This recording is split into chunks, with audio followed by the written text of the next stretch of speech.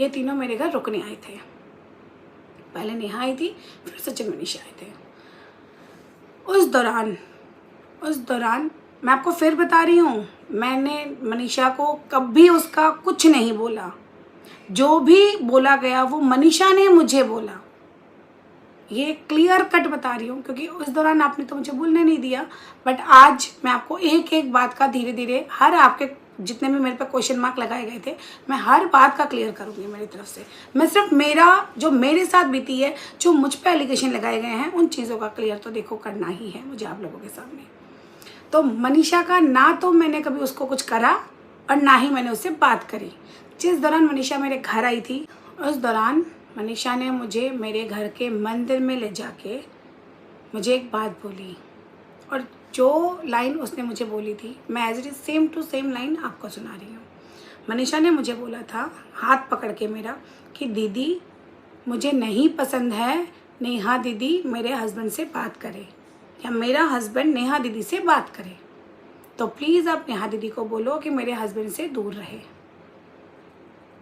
ठीक है, मैंने उसकी बात सुनी और मुझे भी लगा यार मैं भी वाइफ हूँ, देखो मैं भी वाइफ हूँ, और मुझे भी अगर जज जाएगा ना कि मेरा पति इससे बात नहीं करे, तो मैं भी स्ट्रिक्ट होती हूँ। और मुझे लगता है कि पूरी दुनिया में हर वाइफ को ये अधिकार है अपने पति पे, है ना। वो डंके की चोट मनीषा ने तो मुझे बोला, बट मनीषा की जगह मैं होती तो मैं डायरेक्ट मेरे पति को बोलती कि आप उससे बात नहीं करोगे। बट ठीक है, कोई बात नहीं, उसने मुझे बोला। मेरा फ़र्ज़ ये बनता था कि नेहा मेरी बहुत ज़्यादा क्लोज वन फ्रेंड थी, तो मैंने कुछ नहीं करा, कोई घुमा फिरा के कुछ नहीं बोला। मैंने नेहा को मेरे रूम में लेके गई, रूम लॉक किया, वॉशरूम में जाके फिर उसको मैंने ये बातें बताई पूरी, कि देख नेहा, मनीषा तेरे बारे में ये सोच रही है, और मुझे लगता है कि अगर कोई वाइफ को प्रॉब्लम हो रही है, चाहे वो भाई बहन का भी रिश्ता हो, तो तुम्हें थोड़ी सी दूरी बना लेनी चाहिए, गैप बना लेना चाहिए। मैंने बिना कोई बात घुमाए ये बात डायरेक्ट नेहा तक पहुंचा दी थी। तो एज ए फ्रेंड के नाते मैंने ये बात बताई नेहा को। और उस दिन ना मुझे बहुत तेज़ फीवर था, बहुत ज़्यादा तेज़। तो मैंने गोली लेके, ये करीबन बात है 7:30 से लेके 10:30 बजे तक की। और एक बात, ये जो मनीषा ने मुझे जो बात बताई है, ये सिंगल मैंने नेहा को नहीं, और भी 3 लोग हैं उनको भी पता थी। उसके बाद मैंने गोली ली और मैं सो गई, क्योंकि मुझे बहुत तेज़ फीवर था, बहुत तेज़। और वैसे भी मैं थोड़ी गुस्सेल हूँ, जैसे कि आप सबको ही पता है ही। अब तो चलो आप लोगों ने सब कुछ ही उतार दिया मतलब मेरा गुस्सा ठंडा कर दिया आप लोगों ने उसके बाद जब मैं रात को 3:30-4 बजे उठी, तब मैंने क्या देखा, मैंने देखा नेहा, सचिन, मनीषा, तीनों लोग एक ही थाली में खाना खा रहे हैं। तीनों, ध्यान से सुनना, तीनों, नेहा, सचिन, मनीषा, ये तीनों एक ही थाली में खाना खा रहे हैं। उनके जोक्स भी चल रहे हैं, उनकी हंसी मजाक भी चल रही है, और खिलखिला भी रहे हैं। मतलब ऐसा लग रहा था कुछ हुआ ही नहीं। तो उन्होंने मुझे भी बुलाया था, आओ दीदी खाना खाओ। मनीषा ने मुझे भी बुलाया था कि आओ दीदी खाना खाओ, पर मैंने बोला नहीं, मुझे भूख नहीं है। और मेरा साथ क्या होता है कि मेरा फेस बता देता है, मेरा फेस एक्सप्रेशन बता देता है कि मेरा मूड क्या है। मुझे ये देख के कुछ अच्छा नहीं लगा, क्योंकि रात को जो मेरे साथ बात हुई, जो मुझे बताया गया और मैंने जो बताया, और सुबह सुबह जब मैं उठी तब ये सारी बात, उन तीनों को एक ही थाली में खाता देख मुझे बहुत अजीब लगा, और मैं ऐसे देखती रह गई। बहुत कुछ चल रहा था मेरे दिमाग में, तो मैं देखती रही उनको।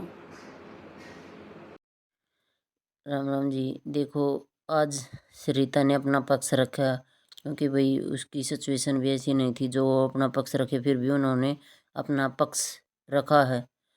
और उन्होंने नेहा जी को बोला कि नेहा जी, हमें आपकी माफ़ी की ज़रूरत नहीं थी, बस हम कुछ चीज़ों से दुखी थे।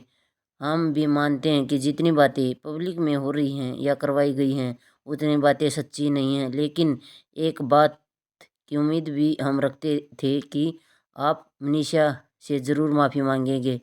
अब समझ नहीं आ रहा कि आपने मनीषा से माफ़ी क्यों नहीं मांगी, या तो आप इस बात को खुलकर क्लियर कीजिए या मनीषा से माफ़ी मांगिए। अगर हमने जो देखा है और समझा है वो सत्य है तो आप और सचिन दोनों मनीषा से माफ़ी मांगिए। और अगर हमारा समझा हुआ गलत है तो जो आपको उचित लगे आप वो करिए। साथ ही साथ कुछ किरदार यहाँ बाकी रह गए हैं, जैसे रिएक्शन चैनल्स और आपके पुराने रिश्ते, उनको भी आप ऑनलाइन सुधारिए और सारी बातों को ख़त्म करके अपना नया जीवन पूरी खूबसूरती से जिए। यही आशीर्वाद और उम्मीद है। लेकिन हमसे इस बात की माफ़ी मांगने की ज़रूरत ही नहीं है कि हमारी केस में आपने हमारा साथ नहीं दिया। असरिता ने आपको एक बेटी माना था और हमको हंसती खेलती चिंकी बनने को कहा था। हम तो हमेशा ही आपकी खुशहाल जीवन की कामना करते हैं, और अगर बारे में कुछ गलत बोल सिर्फ इतना बता दीजिए कि क्या कभी हमने हम हमेशा ही अच्छा चाहते थे। आप खुश रहो, खुशहाल जीवन जियो। इसी आशीर्वाद के साथ आपके सरिता जेठू आपको आशीर्वाद देता था उनको। और इसके बाद सुमित महल ने जो उन्होंने भी इनको थैंक्स बोला है, और देखो क्या वापिस कमेंट किया है। सरिता और जेठू को देखो सुमित महल ने थैंक्स बोला है। आपका बहुत धन्यवाद। आप भी हमारे लिए सोच रहे, कहने के लिए बहुत कुछ है, लेकिन समझ नहीं आ रहा कि कहाँ से शुरू करूँ कहाँ से नहीं। मैं जो दृश्य दिखाई दे रहा है वो देखा नहीं जा रहा, और ऐसे में कुछ भी कहने ठीक नहीं है। इसलिए पहले हम खुद को पहले सेटल कर लें, उसके बाद ही कुछ कह पाना उचित होगा। अभी फिर मेरी फैमिली है और जो पूरी शॉक्ड है और सदमे में है, इसलिए आगे कुछ नहीं कहना चाहेंगे। तो भाई देखो सरिता ने वो करा तो उन्होंने थैंक्स बोला उसको सुमित ने कि आपने हमारे पक्ष में बोला है। तो आगे देखते हैं क्या होता है क्या नहीं। तो जैसी भी अपडेट मिलेगी आपके साथ शेयर कर दी जाएगी। और आपका क्या कहना है कमेंट बॉक्स में अपनी राय ज़रूर दें कि आप किसको ठीक मानते हैं और किसको गलत। तो थैंक यू।